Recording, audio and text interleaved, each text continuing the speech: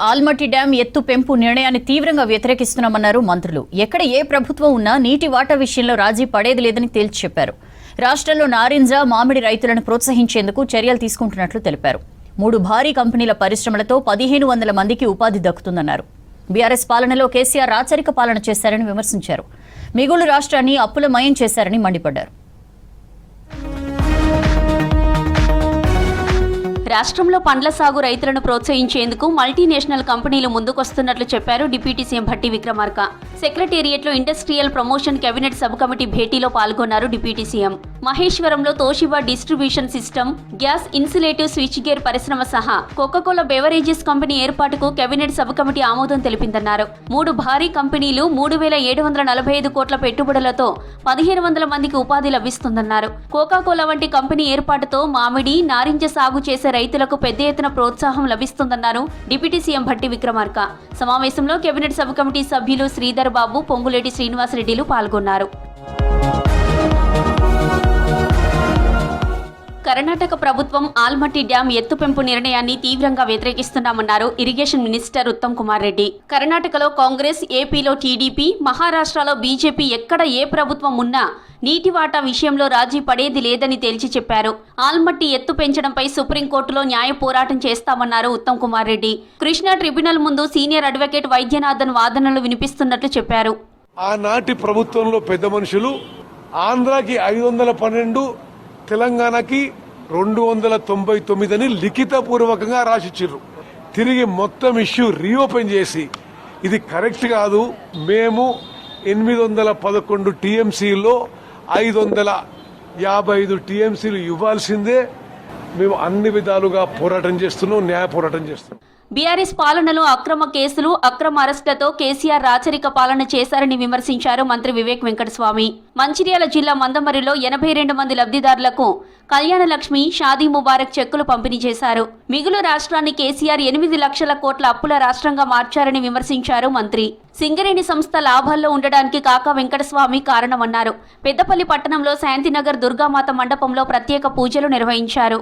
10 సంవత్సరాలు మనకు కొత్త రేషన్ కార్డులు రాలేదు. ఎవరికైనా వచ్చినాయా కొత్త రేషన్ కార్డులు?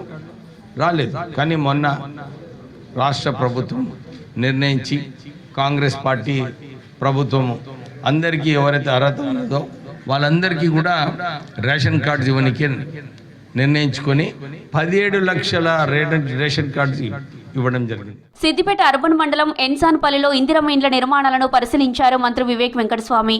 డిసెంబర్ తర్వాత 3500 ఇందిరమ్మ ఇండ్లు సిద్దిపేటకి ఇస్తామని స్పష్టం చేశారు. ఇండ్ల నిర్మాణాలకు ఇసుక కొరత లేకుండా శాండ్ బజార్ ఏర్పాటు చేస్తామని హామీ ఇచ్చారు మంత్రి వివేక్ వెంకటస్వామి. ఈరోజు సిద్దిపేటలో ఎట్లా జరుగుతుంది కన్స్ట్రక్షన్? నిజంగా చెప్పాలంటే బెస్ట్ కన్స్ట్రక్షన్ ఇందిరమ్మ ఇల్లు అవుతుందంటే మన ఈ సిద్దిపేట జిల్లాలో అని చెప్పి చెప్తారు.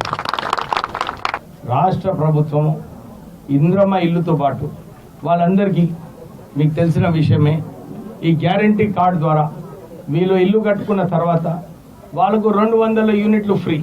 నేను అందరికీ భరోసా ఇప్పిస్తున్నాను, ఈ వచ్చే డిసెంబర్ తర్వాత మళ్ళీ ఒక 3500 ఇల్లు మన సిద్దిపేట.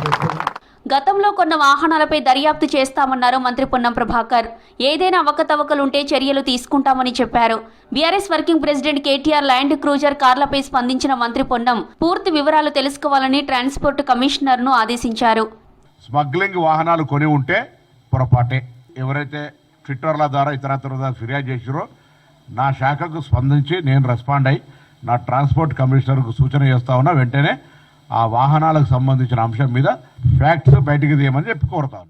బీఆర్ఎస్ 4 ముక్కలైందని, అది మునిగిపోయే నావా అని విమర్శించారు మంత్రి కోమటిరెడ్డి వెంకటరెడ్డి. నల్గొండలో గడప గడపకు సంక్షేమ పథకాన్ని చేర్చే బాధ్యత తనదేనన్నారు. నల్గొండలో నియోజకవర్గ ముఖ్య కార్యకర్తల సమావేశంలో పాల్గొన్నారు మంత్రి కోమటిరెడ్డి వెంకటరెడ్డి. దాని మీద ధరల మీద ఎన్ని లెక్కల కోట్లు ఎవరి ఆ బ్రహ్మదేవుడికి లెక్కలేదు.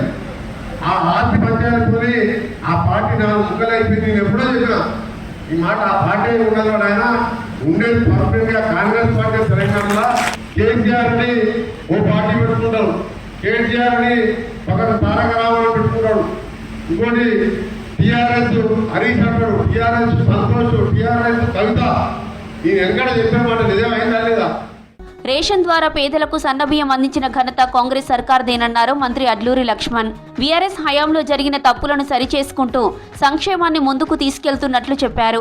ప్రతి నియోజకవర్గానికి 20,000 ఇందిరమ్మ ఇండ్లు నిర్మించి ఇవ్వాలనేది రాష్ట్ర ప్రభుత్వ లక్ష్యమన్నారు. భూపాలపల్లి జిల్లాలోని గొల్లబుద్దారం, దూదేకులపల్లి గ్రామాల్లో బీటీ రోడ్డు పనులకు మంత్రి అడ్లూరి లక్ష్మణ్ కుమార్ శంకుస్థాపన చేశారు. మహబూబాబాద్ జిల్లాలో పర్యటించారు మంత్రి తుమ్మల నాగేశ్వరరావు.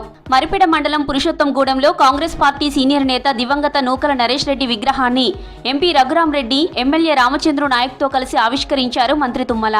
తర్వాత విగ్రహానికి పూలమాలలు వేసి నివాళులర్పించారు.